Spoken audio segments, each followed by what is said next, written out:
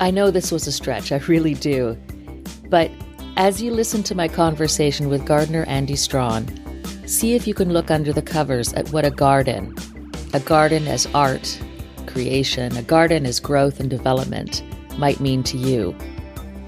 Where do you see yourself in your work within this process of dynamic and ongoing setbacks and bursts? Natural individual beauties that develop over hours, days, and years. Designed through light, shapes, and colors. Sharing knowledge.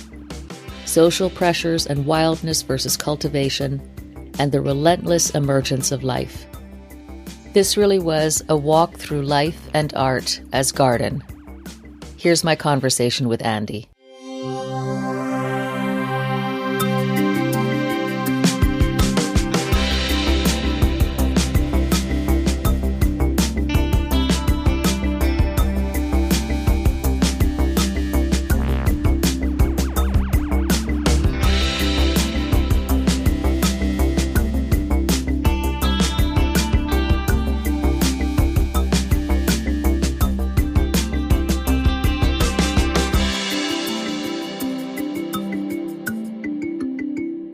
I'm really looking forward to talking with you today because I realized, first of all, not only are you the first gardener that I speak to for the podcast, I think you might be the first professional gardener I've ever talked to. Oh, wow. So you're representing professional gardening. Yes. Absolutely. Yeah. Gardening is my life and has been for 40 years now. So I said gardening, and then I did see the proper word is horticulture. So no, same thing really. It's an amazing thing to do, and purely by luck. I'd always gardened right from a child. My dad bought it 4 of us on his own, and we grew lots of veg. And sort of as I got into my teenage years, my chore for the house was to mow his lawn, and I absolutely fell in love with walking up and down with a lovely old 1930s push mower that was my grandfather's, and I still have that mower, and I just fell in love with it. And I always garden, always had lovely plants and trees and planted flowers and sweet peas all up the fences and things. And then we had a recession in the early 80s here, so all the youth in the country lost their jobs. We had things called job centres. This man was really nice, and he says, "Oh, you like your gardening, Andi?" I went, "Yeah, I love my gardening." He says, "I've got a year's course in organic horticulture. Do you fancy it?" I went, "Yes, sign me up." And I've never looked back. What a wonderful thing to do. I mean, I must have taught, I don't know, thousands of people how to do this. I give talks all the time in the gardens that I work.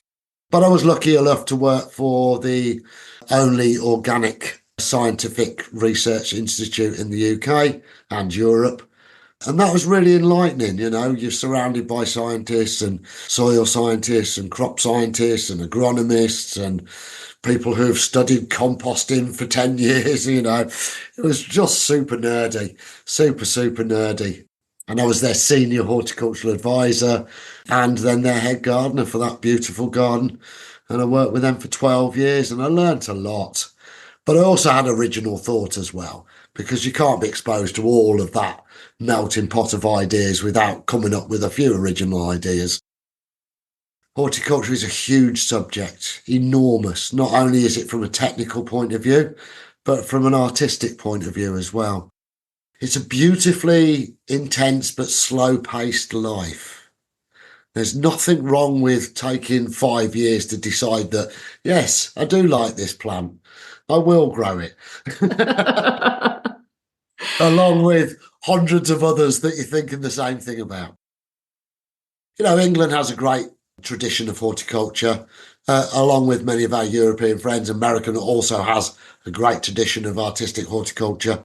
But we had some great writers as well. There's been some amazing writers here, people like Gertrude Jekyll, William Robinson, who really set out the way that we garden almost now today. Before it was very different. It was, you know, very straight lines and parterres and little hedges and bedding and weird stuff like that. And that was beautiful and pretty in its own right. But then they moved towards this. I suppose it came out the back of the arts and crafts movement as well, and this huge influx of plant hunters going all over the world and finding things.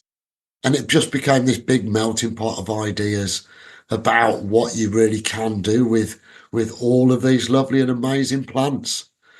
And then that sort of developed into how to use color and shape and form to create just these amazing things. I mean, you can just, I've done some plantings with just single colors.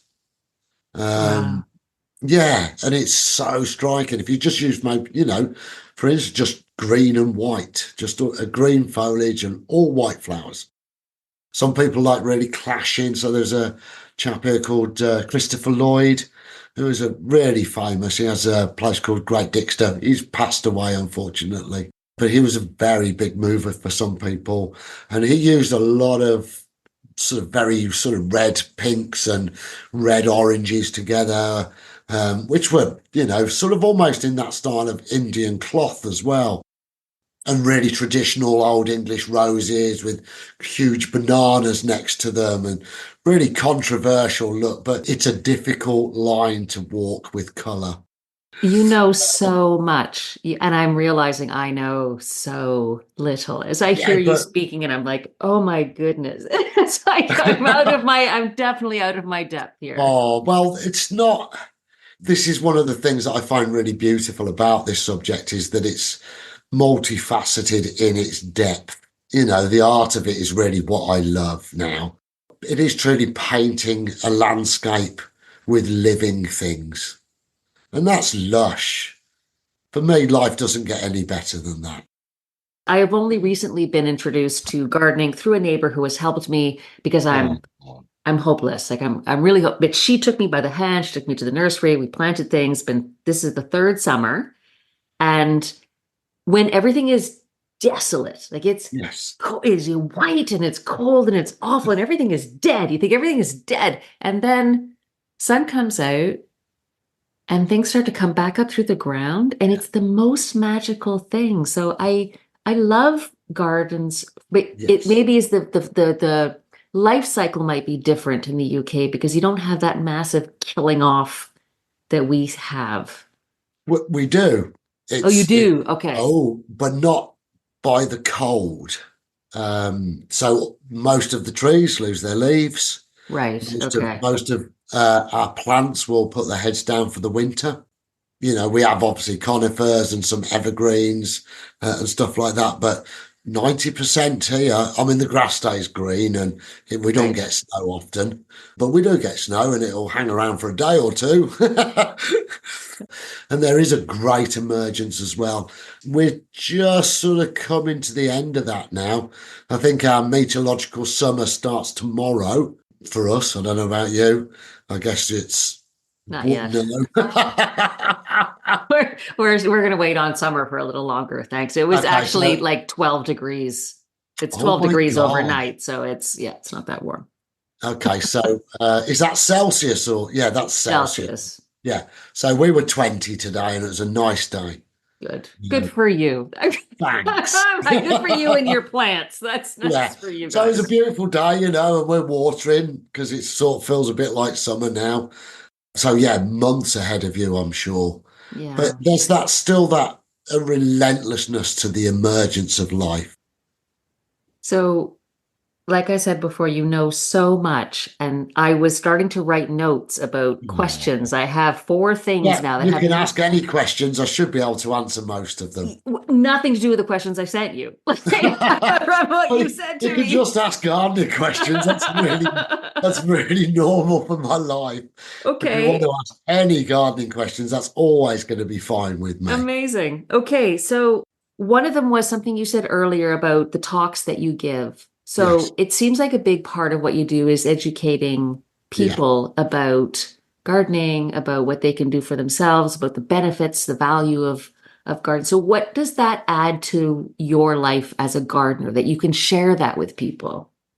Like I say, I was brought up by my dad, and he brought four of us up, and he was very giving with knowledge. So he taught us how to mend cars at a very young age, taught us carpentry, domestic electrics. plumbing, gardening. So it's sort of brought up in this entire culture of a freedom of information, if you like. And I guess that had a real influence on me. Gardening is as I'm sure you know with your neighbour, she wants to help you.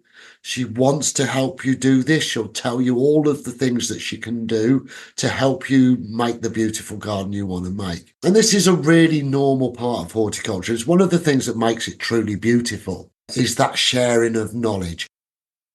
I think I mean, I don't know how often you meet people like me who come from the city who know really nothing. And I'm embarrassed by the fact that I Oh, know because it seems so fundamental. It's like, how do we live? We can only live because we can grow things that either we eat those things, or if you eat animals, the animals eat those things and we eat the animals. Because without that, it all stops. Like that's it. yes. It's so fundamental.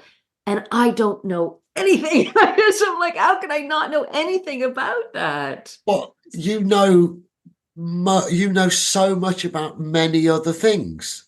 You know, you spoke to lots and lots of people. You've talked in depth about all sorts of things in your life with people, and you know those things. I haven't got a clue. You know, I live Right. with a really talented artist and musician. You know, my housemate Helen, which you might have seen on the flower fight. You know, Right. she's amazing. She writes songs all the time, and I've got no idea how she does that. She paints the most amazing paintings. I've got no idea how she does that. So, you know, what we know and what we can do in our life is different for all. That doesn't ever devalue what somebody else does. Life is not a competition, not for me. No. Anyway, I think that we all bring something to the world. Hopefully, you know, humanity and caring are right up there. Um, you know, and that's because we're different. It'd be weird if we were all the same. If everybody was a gardener, I'd be out of a job straight away. But I like how you said that horticulture at the heart, there is a part of it that is about sharing. It's the Yes, nature of horticulture. You want to yes, be able to engage other people and to have other people absolutely. feel empowered to make their own gardens. Here, here, yes. You know, Helena's, we've got other friends who paint and stuff like that, and she'll spend ages with them, you know, sharing her techniques and how she mixes her paints, how she makes colour and blah, blah, blah. I think that in any sort of creative world, people are, I think, are more giving. I think that that's, you know, in a commercial world, in a corporate world, no, but maybe. I don't know. I've never experienced it really, but I guess not. I guess that people aren't going, oh, go and make this £1,000,000. I bet they're not doing that. They want that for themselves. So because what we're doing is a creative, beautiful thing, it's nothing, it's just about enhancing life. You know, I'm not doing anything really. I mean, you could say it's not important, but in a very small way, it is important. You know, it's a big, long slog of trying to help people do things that benefit our world as opposed to a detrimental to it. It's different. I think really the only way we can see really clear cut differences is within industrial and corporate world, where that sharing of knowledge and experience and empowerment doesn't really exist. That's the world I work in. Oh, So well, I understand I'm sorry. that. That's okay. That's why I do this. Yeah, I like talking to absolutely. people, and people Yeah. are so open and they share so much, which I am so grateful for. I can't, I'm trying to focus on my questions, but then every time we talk, my mind goes, I think because I don't know anything, I know nothing. So every time you say something, I'm like, oh, I gotta ask you about that. I gotta ask you about Yeah. that. I gotta ask you about Ask. that. You can ask. Well, so I'm going to I'm going to be disciplined. I'm going back to Yes. my list. Okay. So one of the things that I feel when I walk, because in my neighborhood, and then if I go up the street a little bit, people put a lot of time into their gardens. And I love the fact that they invest so much time and they're out there watering and it's not easy here. Like No. it's not an easy environment, right? It's not an easy climate. So people have to work very hard for their gardens. And then at some point I realized like I mean, I know they're doing it so that they have a garden, but really gardens are outward facing. When people have gardens, it's for other people to walk by and to really appreciate. There's something so generous about gardening. Yes. What do you think about that? I grew up in a city as well. I grew up in Birmingham, right in the Midlands. It's the second largest city in the UK. We tend to have a front garden and a back garden, or a front yard and a backyard. And I would always make my front garden particularly colourful because it was somewhere that people passed. My back garden's very calm, all very, very pastely colours and very calming and very nice and somewhere to relax. But my front garden I made very colourful. When you came home, you walked up your path to your front door, so you walked past it. So you needed something to catch your eye. And when people pass your house, it's nice to have things that are really colourful and bright and very eye-catching. So I would always do that. Many other people do that as well, but often their front gardens can be immaculate, really, really nice, and then the back garden a real mess. So they're putting on a show to say that, oh yes, I'm very neat and tidy, because this very weird England is a weird place about presenting something that's socially acceptable. So there's a very much of your public front of your garden sort of socially has to be tidy and nice, or people will look down on you, which is super weird. How weird is that culture that you can't actually just let it be back to nature? You would be thought of badly for having a natural space. I'm glad you said, because the last thing on my list was that idea of, so Canada's a colony, mostly of Britain, a little bit Yeah, France, mostly Britain. And so what counts as proper flowers or proper plants here, I think, and my very limited, very, yeah. very limited understanding, are things that were imported. Oh, So wow. there's not so much nature, like what we think is special in gardens is, I think, a lot of things that came from Europe. So that's what we grow in our gardens, and native plants are Yes, not seen weeded and as, pushed out. Yeah.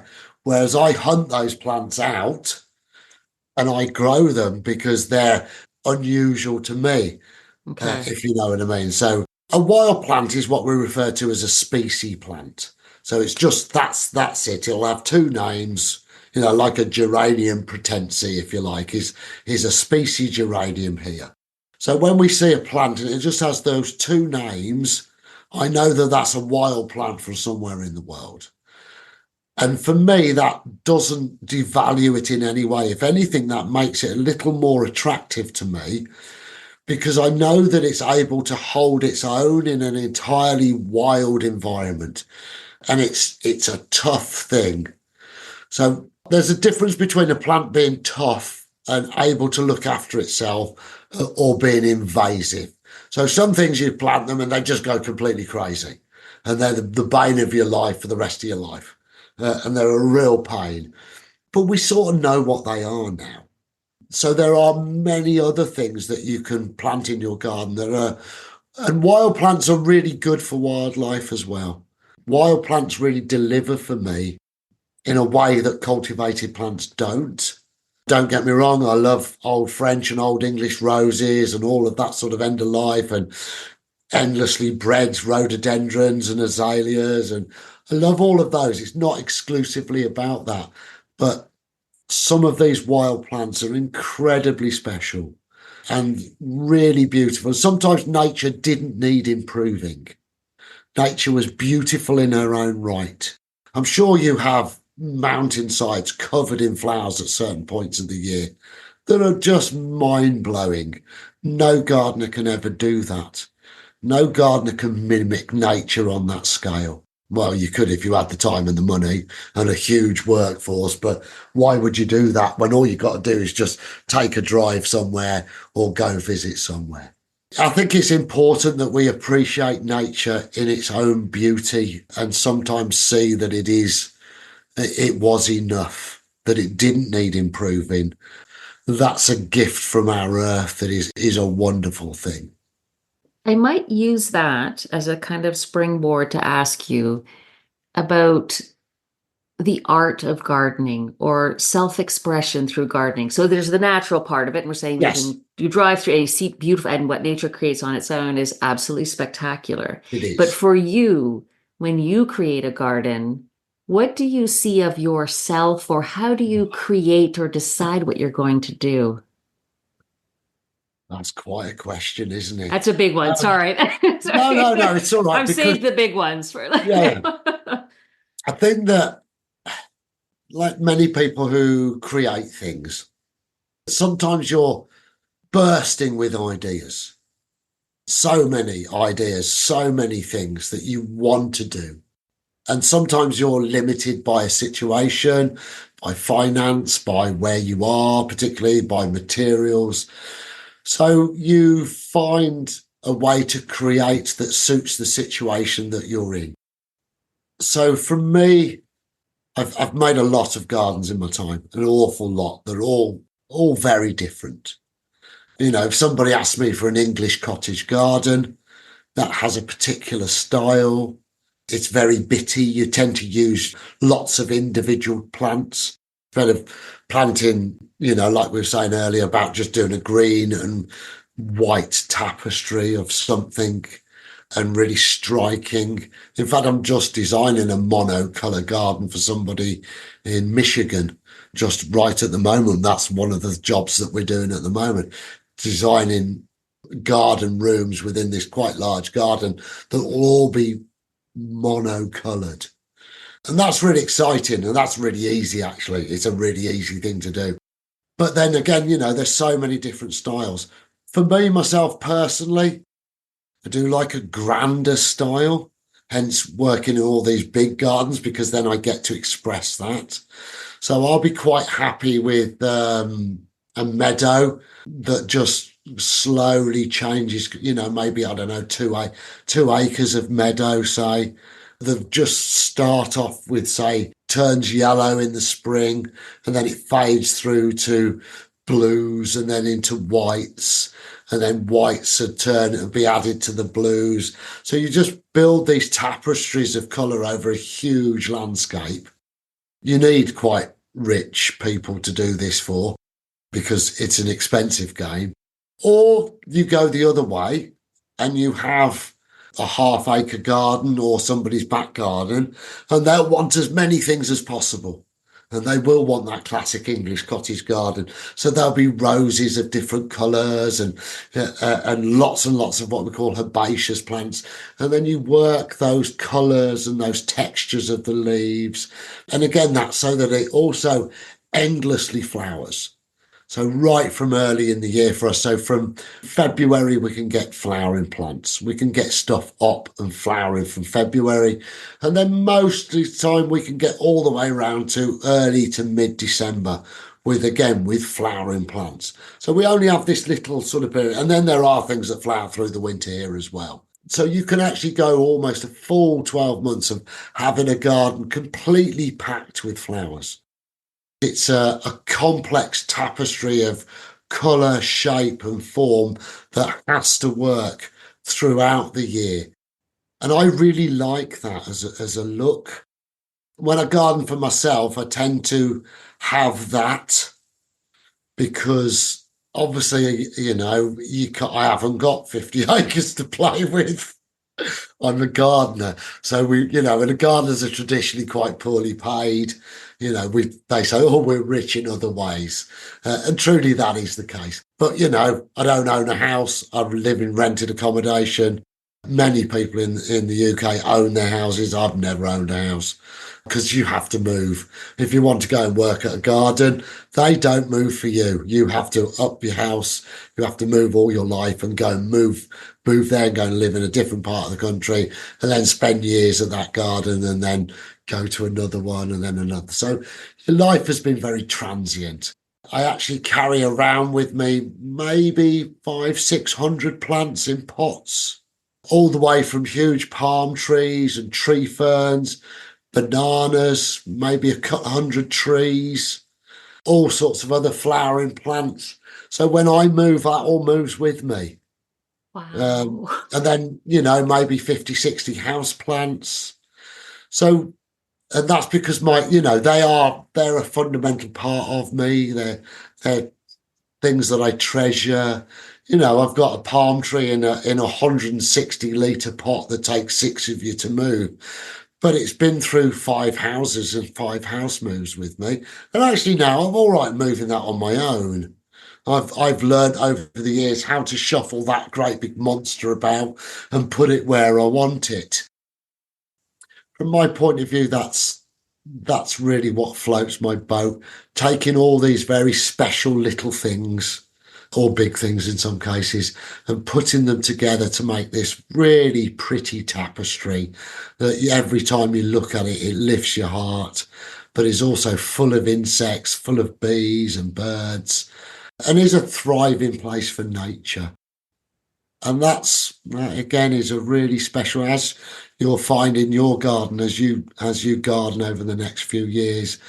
The more you add, the more life that comes, and the more joy that brings you, and the more calm as well.